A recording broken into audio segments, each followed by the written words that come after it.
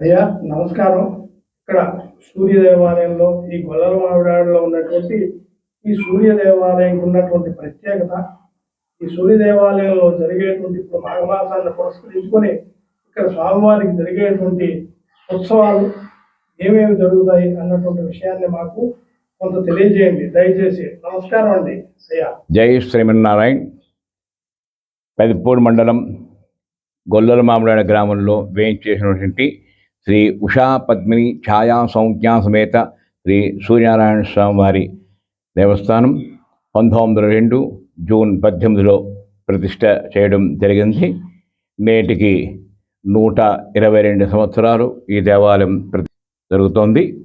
ఇక్కడ దక్షిణ భారతదేశంలోనే ఏకైక శ్రీ వైష్ణవ సాంప్రదాయబద్ధంలో సూర్యక్షేత్రం ఉందంటే అది మనకి ఈ గొల్లల మామిడాడ సూర్యక్షేత్రంగానే ప్రప్రదంగా చెప్పుకోవచ్చు. ఇక్కడ స్వామివారికి పాంచరాతాగమోక్త ప్రకారంగా శ్రీవారి ప్రతిష్టా మహోత్సవాలు, స్వామివారి కళ్యాణ మహోత్సవాలు, ప్రతి ఉత్సవం కూడా పాంచరాతాగమోక్తంగా నిర్వహించుకోవడం జరుగుతుంటుంది. ఈ స్వామివారికి రథసప్తమి మొదలుకొని మాఘబహుళ పాడ్యమి వరకు కూడా ఈ విశేష ఉత్సవాలు నిర్వహించుకుంటాం. ఈ సంవత్సరం మనకి ఫిబ్రవరి 4వ తారీఖు రథసప్తమి మహోత్సవం అత్యంత వైభవపేతంగా నిర్వహించుకోవడం జరుగుతుంది. ఈ రథసప్తమి రోజు తెల్లవారుజామున స్వామివారికి నవకలశ స్నపనపూర్వక తిరుమంజన మహోత్సవం విశేష జలాలతోటి స్వామివారికి అభిషేక అనంతరం అలంకరణలు, ఆరాధనలు నిర్వహించుకొని అనంతరం మధ్యాహ్నం 1:30 శ్రీవారి రథయాత్ర అత్యంత వైభవపేతంగా నిర్వహించుకోవడం జరుగుతుంది. ఈ ఆలయానికి మన రాష్ట్రం నుంచే కాకుండా రాష్ట్రేతర నుంచి అట్లాగే దేశ విదేశాల నుంచి ఎక్కువగా భక్తులు రావడం కూడా జరుగుతూ ఉన్నది. మనకి మాఘమాసం ప్రారంభం అయింది. ఈ మాఘమాసంలో జరిగేటువంటి నిత్య ఆదివారాలు అవ్వచ్చు, అట్లాగనే రథసప్తమి, భీష్మ ఏకాదశి వాళ్ళు అవ్వచ్చు. భక్తులు విశేషంగా స్వామివారిని వచ్చి సేవించుకుంటూ వారి వారి యొక్క ఇష్టకామ్యాలన్నీ కూడా వారు నెరవేర్చుకున్నట్లు కూడా మనకి దాఖలాలు కనిపిస్తున్నాయి. ఈ స్వామివారి ప్రత్యేకత ఆరోగ్యప్రదాతగా ప్రధానంగా స్వామి భాషలతో ఉన్నటువంటి క్షేత్రం. అట్లాగనే ఎవరెవరు వారి యొక్క మనస్సు సంకల్పం ఏదైతే ఉంటుందో అవన్నీ కూడా నెరవేరి తిరిగి స్వామివారి దర్శనార్థం మళ్ళీ సేవించుకొని వారు ఆనందమయంగా స్వామిని సేవించుకుంటూ దర్శించుకుంటూ ఉన్నారు. ఈ దేవాలయంలో మనకి మాఘశుద్ధ ఏకాదశి అనగా భీష్మ ఏకాదశి రోజున శ్రీవారికి కళ్యాణ మహోత్సవం అత్యంత వైభవపేతంగా నిర్వహించడం జరుగుతుంది. పగలు రథయాత్ర కూడా నిర్వహించుకుంటాం. తదుపరి స్వామి ఆలయానికి చేరుకున్న తర్వాత రాత్రి 7 గంటలకి ఉషా పద్మిని ఛాయా సౌజ్ఞా సమేత శ్రీ సూర్యనారాయణ స్వామి వారికి కళ్యాణ మహోత్సవాన్ని అత్యంత వైభవపేతంగా నిర్వహించడం జరుగుతుంది. ఒక పక్క ఈ నృత్య గీతాది మంగళవాయిద్యములు, అట్లే ఈ వేద మంత్రాల స్వస్తివాచిక మంత్రముల మధ్య శ్రీవారి కళ్యాణ మహోత్సవం ప్రారంభించుకోవడం జరుగుతుంది. అటువంటి అనంతరం ఉత్సవానంతరం స్వామివారిని కళ్యాణ మహోత్సవం అనంతరం గరుడ వాహనం మీద తిరిగి ఉభయ దేవేరులతో కూడా స్వామివారిని వేయించేసి గ్రామ పురవీధుల్లో జరిపించే వేడుకలు కూడా మనం చూసి తేలవలసిందే. ఒక పక్క బాణాసంచ మారమోతలు, అలాగనే ఈ ఏదైతే సాంస్కృతిక కార్యక్రమాలుగా ఉండేటువంటి ఉన్నాయో ఇవన్నిటిని కూడా ఇక్కడ ఈ గ్రామ ఉత్సవ కమిటీ సభ్యులు, అటు దేవస్థానం వారు, ఈ దేవాదాయ శాఖ వారు, అనువంశిక ధర్మకర్తలు వీళ్ళందరూ కూడా అందరూ భాగస్వాములై ఆ ఉత్సవాలని అన్నింటినీ కూడా వైభవపేతంగా నిర్వహించుకోవడం జరుగుతోంది. ఇక్కడ స్వామివారి జరిగేటువంటి ఆగమం పాంచరాత ఆగమం. ఈ ఆగమోక్తం ప్రకారంగానే శ్రీవారి ప్రతిష్టా మహోత్సవాదులు జ్యేష్ఠ త్రయోదశి నాడు శ్రీవారిని ప్రతిష్ఠింపజేయడం కూడా జరిగింది. ఇక్కడ స్వామివారి ప్రత్యేకత ఉషా పద్మిని ఛాయా సౌజ్ఞా సమేత సూర్యనారాయణ స్వామిగా నలుగురు దేవేలతో వేయించేసి ఉండడం ఒక ప్రత్యేకతగా కూడా మనం చూడవచ్చు. ఉభయ దేవేరులు వస్త్రాలంకారంలో స్వామికి కనిపిస్తూ ఉంటే, మరో ఇద్దరు స్వామివారికి మూల విరాట్కి ఉభయ పాద పార్శ్వభాగమందు ఛాయా సంజ్ఞలు కూడా స్వామివారిని ఏకశిలలోనే ఉంటాయి. స్వామివారికి రథోత్సవాలు అంటే కళ్యాణోత్సవమూర్తులు, తదుపరి బాగా సూర్యనారాయణ స్వామి ఉత్సవమూర్తులు, సుదర్శనమూర్తి, విశ్వక్సేనుడు, ఈ పరివారం అందరితో కూడా స్వామి సన్నిధిలో వేయించేసినట్టు కూడా మనకి దర్శనం ఇస్తాయి. కనుక ప్రతి ఒక్కరూ కూడా స్వామివారిని దర్శించి స్వామి కృపకు పాత్రుడై ఆయురారోగ్యాలు భోగభాగ్యాలతోటి అందరూ వర్ధిల్లారని, ఈ సామూహికంగా జరిగేటువంటి ఆరాధనలో ఆదివారం రోజున ప్రత్యేకతగా గోక్షీరాలతోటే స్వామివారికి ఉత్సవమూర్తులకి అభిషేకం కూడా చేయడం జరుగుతుంటుంది. అంటే ఇది భక్తుల పేరు చేస్తారా అండి? భక్తులు అందరూ సామూహికంగా కూర్చోబెట్టి వారందరికీ సంకల్పోక్త ప్రకారంగా తెలియజేసిన తర్వాత, జరిపించిన తర్వాత స్వామివారికి ఈ గోక్షీర స్నాపనం మేము నిర్వహించుకుంటాం. తదుపరి స్వామివారికి అలంకరణ అర్చనాదులు జరుగుతాయి. నీరాజమంత పుష్పాది ప్రసాద వితరణను కూడా నిర్వహించడం జరుగుతుంది. ఈ మాఘమాసం అనేసరికెళ్ళే మనకి ప్రప్రథమంగా గుర్తుకొచ్చేటువంటిది సూర్య దేవాలయాలు. అటువంటి సూర్య దేవాలయాలు మనకి ఇక్కడ అందుబాటులో ఉన్నటువంటివి మన ఆంధ్ర రాష్ట్రంలో శ్రీకాకుళం జిల్లా అరసవల్లి సూర్యనారాయణ స్వామి, ఈ కాకినాడ జిల్లా పెదపూడి మండలం గొల్లల మామిడి గ్రామంలో వేయించేటువంటి శ్రీ సూర్యనారాయణ స్వామి ఆలయం మనకి చేరులో ఆంధ్రాలో ఈ రెండు ఉండడం మనకెంతో గర్వకారణం. ఈ గొల్లల మామిడాడ సూర్యనారాయణ స్వామి వారి ఆలయంలో ప్రధానంగా ప్రత్యేక ప్రాచుర్యాన్ని పొందినటువంటి ఉత్సవం రథసప్తమి, భీష్మ ఏకాదశి. ఈ రెండు ఉత్సవాలు కూడా అత్యంత ప్రాచుర్యాన్ని పొందినటువంటిది. ఈ ఉత్సవాలు తిలకించడానికి మన దేశం నుంచే కాకుండా దేశేతర నుంచి కూడా భక్తులు విశేష సంఖ్యలో కూడా ఇటు స్వామిని సేవించుకోవడానికి వస్తూ ఉంటారు. ఈ రథసప్తమి రోజున స్వామివారికి తెల్లవారుజామున శపన మహోత్సవం నిర్వహిస్తాం. తదుపరి స్వామివారికి అలంకరణ అర్చనాదులు పూర్తి చేసుకొని మధ్యాహ్నం 1:30 4/2/2025 సంవత్సరం మంగళవారం రథసప్తమి మహోత్సవం సందర్భంగా స్వామివారి రథయాత్ర అత్యంత వైభవేతంగా నిర్వహించడం జరుగుతుంది. స్వామివారు గ్రామోత్సవం అనంతరం తిరిగి ఆలయానికి చేరుకున్న తర్వాత ఆలయ ప్రాంగణంతో కూడా దీపారాధనలతో ప్రారంభించుకొని ఆ రోజు ప్రత్యేకత అమృతకుండి ప్రసాద వినియోగ వితరణ స్వామివారికి నివేదన చేసి అందరికీ కూడా భక్తులకి ఇవ్వడం కూడా జరుగుతుంది. అయ్యా, రథసప్తమి నాడు ఇక్కడ స్వామివారికి అమృతకుండి అనేటువంటిది నైవేద్యం పెట్టి దాన్ని అందరికీ కూడా తీర్థంగా ఇస్తారని విన్నాం. ఆ విశేషం ఏమిటి అన్నటువంటి విషయాన్ని కాస్త మాకు తెలియపరచండి. ఈ రథసప్తమి రోజున భక్తులందరూ కూడా ఉదయం నుంచి తమ శక్తి వంచన లేకుండా ఈ క్షీరాలని గోక్షీరాలని తీసుకొని ఆలయానికి రావడం జరుగుతుంది. వారు తీసుకొచ్చిన పాలన్నీ కూడా ఒక పాత్రలో వాటినన్నీ కూడా భద్రపరిచి ఒకేసారి ఈ క్షీరాలన్నింటినీ కూడా వాటిని ఈ బెల్లము, యాలకులు, ఈ సుగంధ ద్రవ్యాలతోటి స్వామికి తయారు చేసి అమృతకుండి ప్రసాదంగా మనకి స్వామికి నివేదన చేసి వచ్చినటువంటి ఆలయానికి వచ్చిన భక్తులు అందరికీ కూడా ఆ రోజు రాత్రికి వినియోగం చేయడం కూడా జరుగుతుంది. ఇది మా స్వామివారి ఆలయ ప్రతిష్ట నాటి నుంచి కూడా నేటి వరకు కూడా ఇదే సాంప్రదాయబద్ధంలో అందరికీ కూడా ఈ అమృతకుండి ప్రసాద వినియోగాన్ని కూడా చేయడం ఆనాటి నేటి వరకు కొనసాగిస్తున్నాం.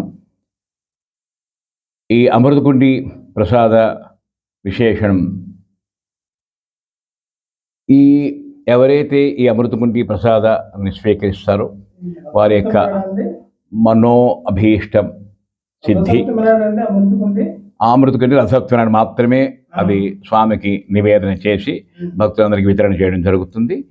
ఈ గోక్షీరం, ఈ బెల్లము, ఈ సుగంధద్రవ్యాలుగా ఉన్నటువంటి యాలకులు, ఘనసారం, వీటన్నిటి కూడా వీటిలో మిశ్రమం చేసి ఏకపాత్రలో వాటినన్నింటిని కూడా మరిగించి అలా తయారు చేసేటువంటి ఆ క్షీరములు స్వామివారికి నివేదన చేసి భక్తులు వినియోగం చేస్తాం.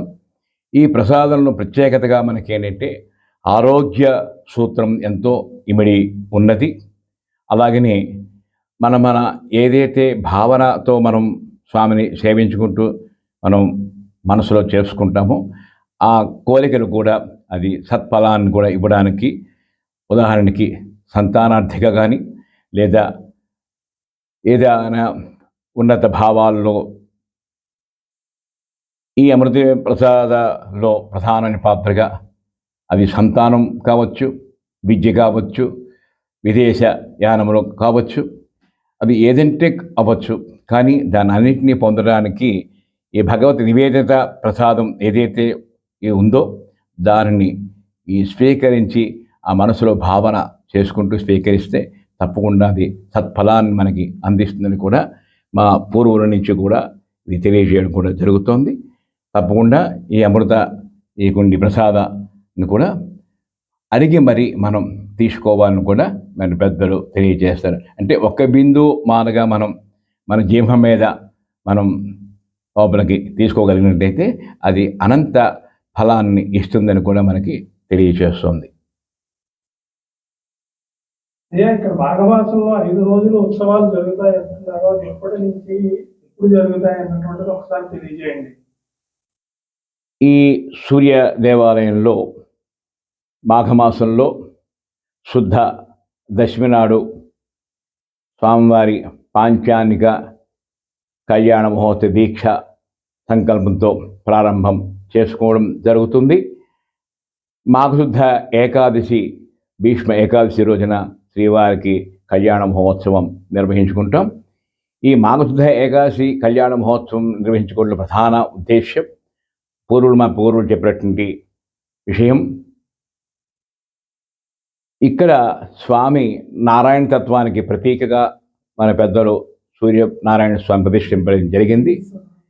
ఈ సవిత్రు మండలాంతివర్త్య నారాయణుడు సూర్యనారాయణుడిగా తెలియజేసేటువంటి ఏదైతే ఉందో ఆ ప్రమాణాన్ని ఆధారంగా చేసుకుంటూ ఇక్కడ విష్ణువుకి ఏకాదశి అత్యంత ప్రాధాన్యత, అట్లాగే సూర్యుడికి మాఘమాసం ప్రాధాన్యత.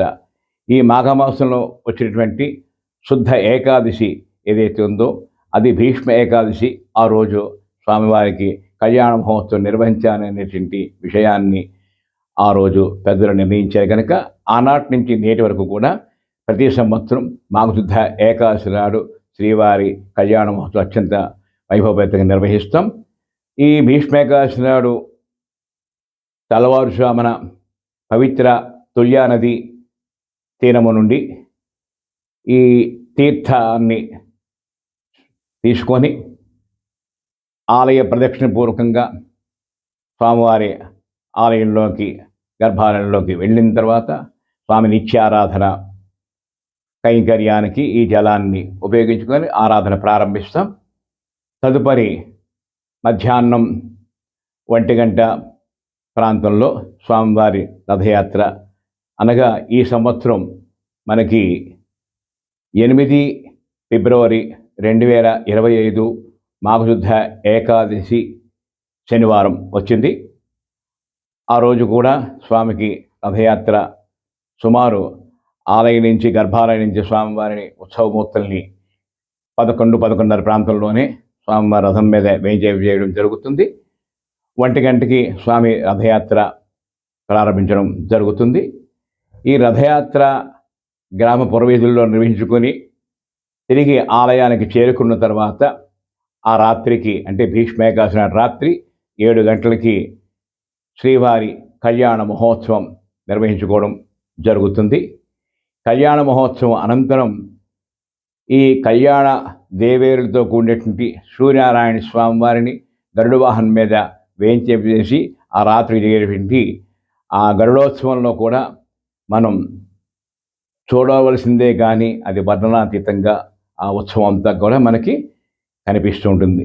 ఎందువల్ల అంటే ఒక పక్క నృత్య గీతాది మంగళ వాయిద్యాలు, మరో పక్క ఈ బాణాసంచ విన్యాసాలు, అలాగని మన సాంస్కృతికమైనటువంటి కార్యక్రమాలు ఏవైతే మనకి పెద్దల నాటి నుంచి నిర్వహించుకుంటున్నామో వాటినన్నింటినీ కూడా ఈ ఉత్సవాల్లో అంతర్భాగంగా వాటిని నడిపించుకుంటూ స్వామి రథయాత్ర ముందుకు సాగుతూ ఉంటే మనకి ఆ చూసేటువంటి కళ్ళకి ఎలా ఉంటుందంటే ఈ భూమికి దిగి వచ్చిందా మనకి వైకుంఠం అనేటువంటి భావన కూడా మనకి స్వామివారిని తిలకిస్తున్నప్పుడు సేవించుకునేటప్పుడు భావన ప్రతి ఒక్కరికి కూడా కలుగుతూ ఉంటుంది. కనుక ఆ ఉత్సవంలో స్వామివారిని అందరూ దర్శించి స్వామిని యొక్క కృపకు పాత్రులై ఆయురారోగ్యాలతో ఉండాలని అనేక మంగళాశాసనం తెలియజేస్తున్నాం. తదుపరి 5 రోజుల ఉత్సవం కళ్యాణ మహోత్సవం చెప్పాం కదా. 3వ రోజు సదస్య మహోత్సవంగా కూడా నిర్వహించుకుంటాం. 5వ రోజు తీర్థ నక్షత్రం అని చెప్పి స్వామివారికి వసంత ఉత్సవం, కంకణ విసర్జన, మహాపూర్ణావతి కార్యక్రమాలు నిర్వహించుకొని మాఘ బహుళ పాడ్యమ నాడు శ్రీవారికి శ్రీ పుష్పయాగ మహోత్సవం, అది ఊంజలి సేవ అని చెప్పి చేస్తారు. అది స్వామివారికి ప్రత్యేకంగా ఏర్పాటు చేసినటువంటి ఈ దర్పణ మందిరం అంటే అద్దాల మందిరంలో ఈ శయన ఉత్సవ వేడుకలు నిర్వహించుకుంటాం. అప్పుడు కూడా స్వామివారికి ద్వాదశ కాలార్చన అని చెప్పి మనకి 12 విధములుగా ఉండేటువంటి 12 సార్లు స్వామికి ఈ ఆరాధన నిర్వహించుకోవడం, ఒక విశేష నివేదన స్వామికి నిర్వహించడం, మరల అర్చన, ఈ రీతిగా 12 పర్యాయములుగా స్వామికి ఆరాధన కూడా జరిగి తదుపరి ఈ వచ్చినటువంటి భక్తులు అందరూ కూడా ఏదైతే మనం క్షీరం అంటే శయన మందిరంలో మనకి ఇచ్చే స్వామి నివేదిత క్షీరం ఉందో ఆ క్షీరాన్ని అందరూ కూడా ఇవ్వడం జరుగుతుంది. ఈ శయన మందిరంలో ఉన్నటువంటి స్వామిని సేవిస్తూ ఉన్నట్టయితే మనకు కలిగేటువంటి భ్రాంతి మన ఇళ్లల్లో కూడా ఇటువంటి ఉంజల ఊగాలి అనేటువంటి భావన కూడా ప్రతి ఒక్కరికి గోచరిస్తుంది. ఎందువల్లంటే సంతానాన్ని కోరుతున్నాడనేటువంటి ప్రత్యేకత అక్కడ ఆ ఉంజల ద్వారా మనకి కనిపించేటువంటి సత్యం. ఆ సంతానార్థిగా ఎవరైతే మనకు భావన చేసుకొని వాళ్ళు చేస్తున్నారో, లేదు సంతానం పొందాలని భావిస్తున్నారో వారికి ఎవరైతే ఆ దంపతులుగా ఉన్నటువంటి వారు వచ్చి నవదంపతులు అవ్వచ్చు, సంతానం ఇంకా లేటుగా ఉన్నటువంటి వాళ్ళు అవ్వచ్చు, వీళ్ళందరూ కూడా వచ్చి స్వామి యొక్క ఉంజల సేవలో పాల్గొని స్వామి ఆ ప్రసాదంగా చెట్టిన క్షీరాన్ని స్వీకరించి ఉంటారో వారికి తప్పకుండా సత్సంతానం కలిగి ఆనందంగా ఈ సుఖశాంతులతోటి విరాజిల్లుతుంటారని కూడా ఒక ప్రతీకగా మనకి ఈ ఆలయంలో కూడా ఉన్నది. ఇది స్వామివారి 5 రోజులు ఉత్సవం వైభవం. కనుక ప్రతి ఒక్కరు కూడా ఈ ఉత్సవాల్లో వచ్చి స్వామిని దర్శించి స్వామి కృపకు పాత్రులవ్వాలని అనేక మంగళాశాసనాలు తెలియచేసుకుంటున్నాం. ఇక్కడ ఈ దేవాలయంలో వంశపరంపర ధర్మకర్తలుగా కొవ్వూరి బసీరుడి గారి వంశస్థులే నేటికి వారి పరంపరలో శ్రీనివాస బాలకృష్ణారెడ్డి గారు ప్రస్తుతం ఈ దేవాలయానికి వంశపారంపర్య ధర్మకర్తలుగా కొనసాగుతున్నారు.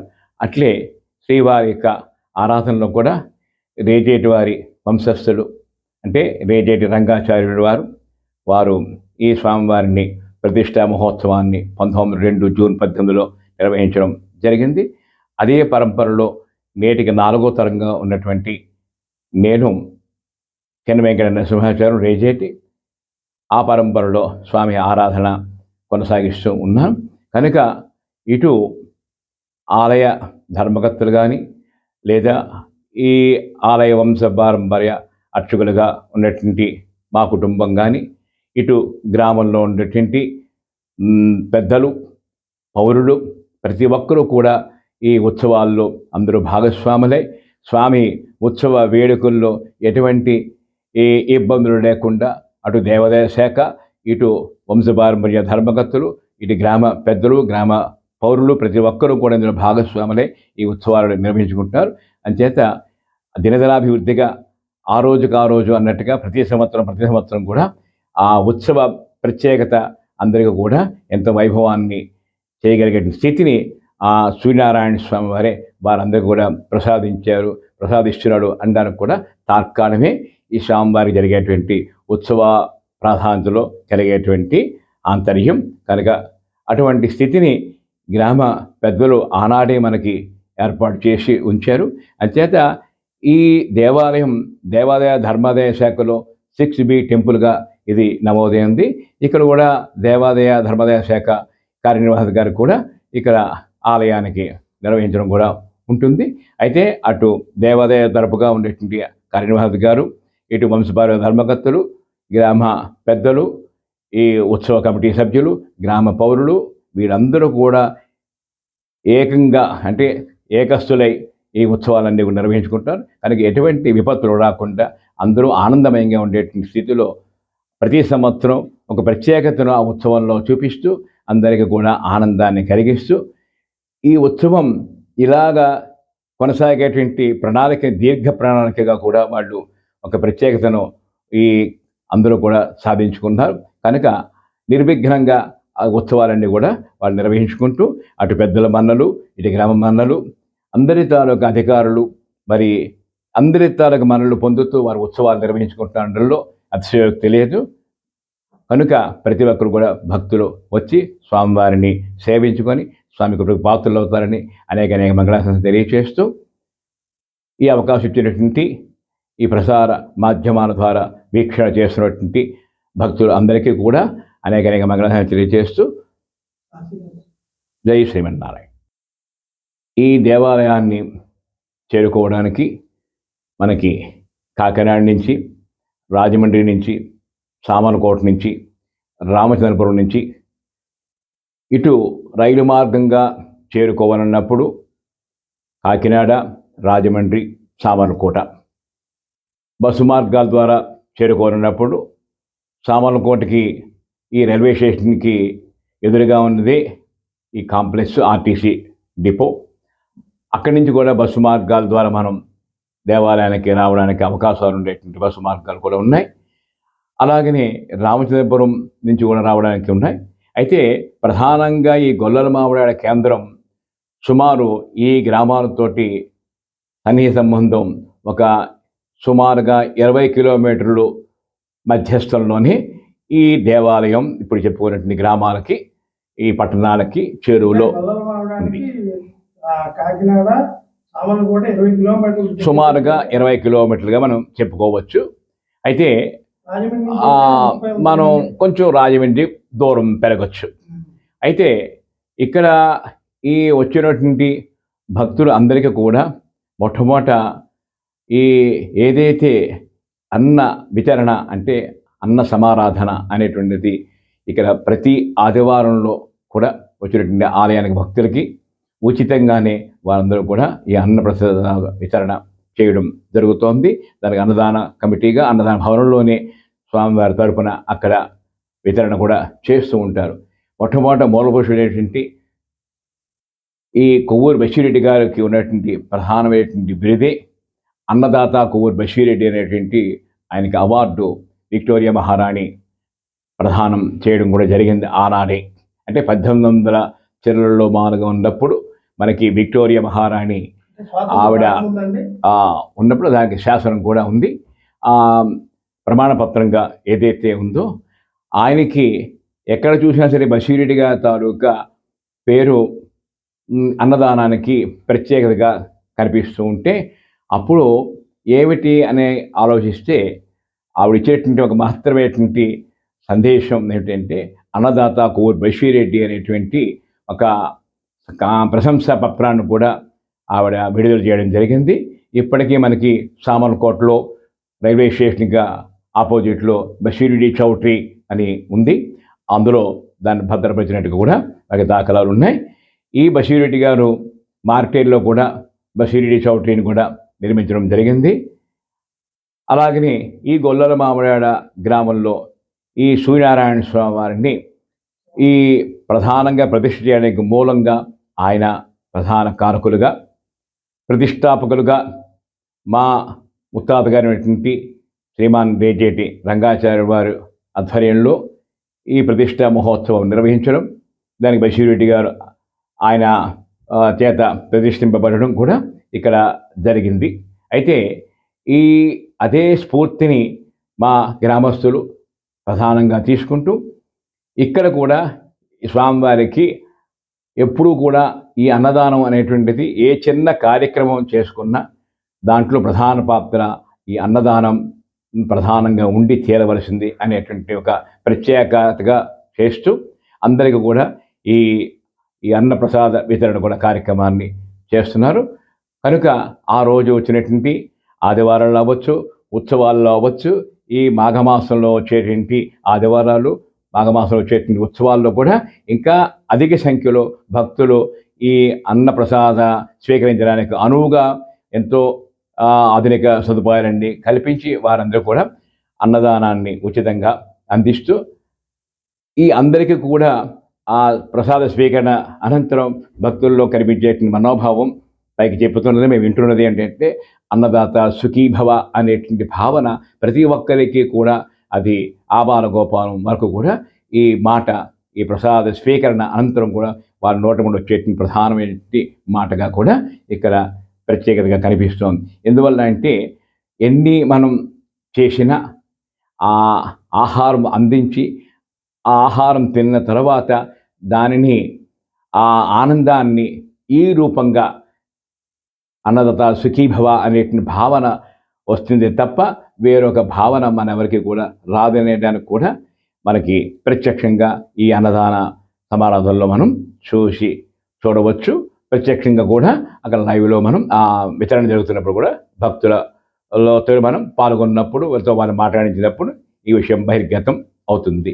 కనుక ఆ స్ఫూర్తిని వాళ్ళు అలాగా దినదినాభివృద్ధి చేసుకుంటూ ఈ ఉత్సవాల్లో ఈ అన్నదాన వితరణ నిత్యంలో ఆదివారాల్లో అన్నదాన వితరణ కూడా ఈ ఆలయంలో నిర్వహించుకోవడం కూడా జరుగుతోంది.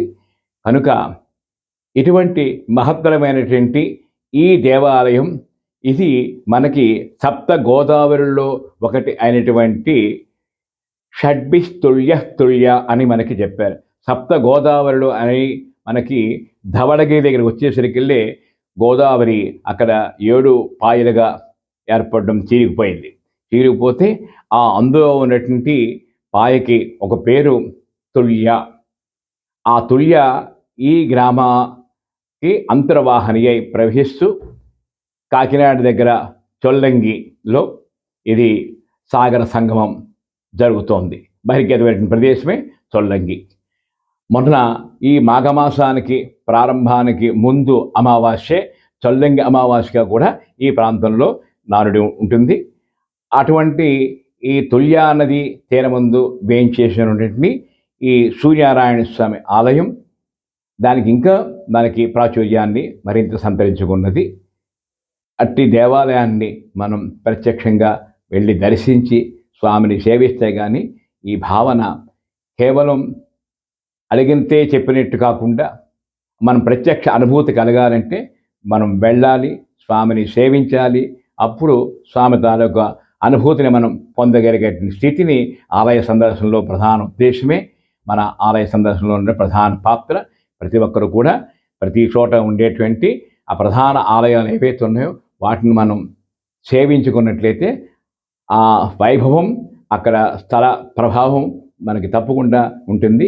ఈ గొల్లల మామిడాడ అనేటువంటి పేరు కొల్లలుగా ఆంధ్ర తోటలతో నిండి ఉండేటువంటి ప్రదేశంగా ఒక భావం.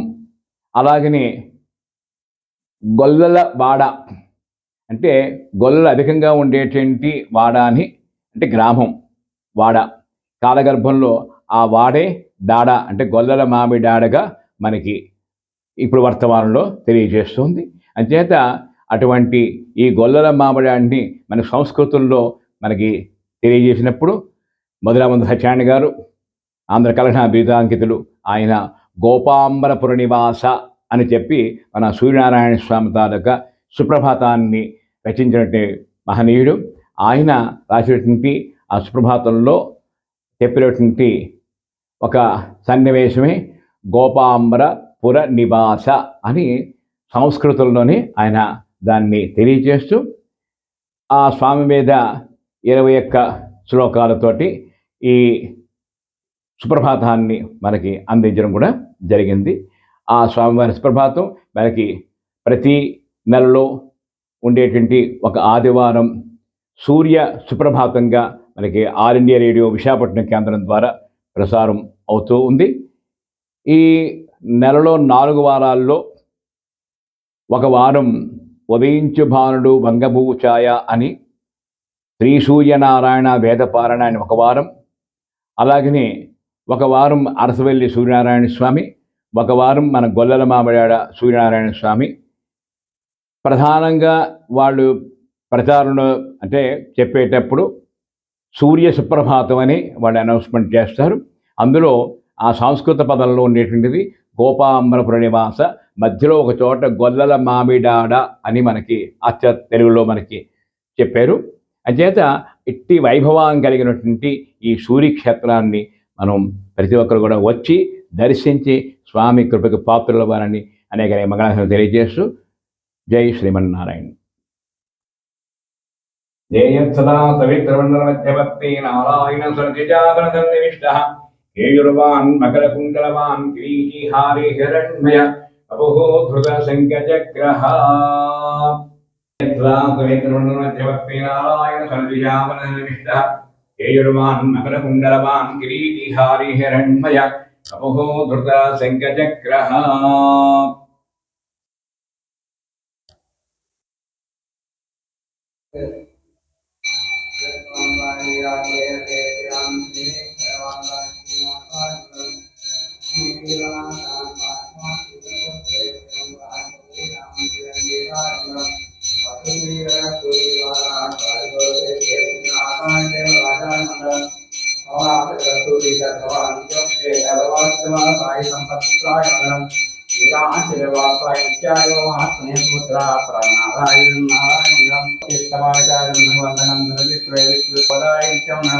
శ్రీనగర్యాం మహాప్రియాం తామ్రపండితరేమోదామితోపాయం శేషోవాసైరాధోవాసివే మహాప్రాజ్ఞ సలామోదీర్ణాయ తోషితా ప్రహోర్యే సౌమ్యామాం తేషాం ఛాయాస్తు మంగళం.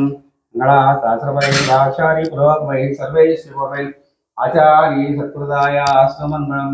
గోవిందా గోవిందా.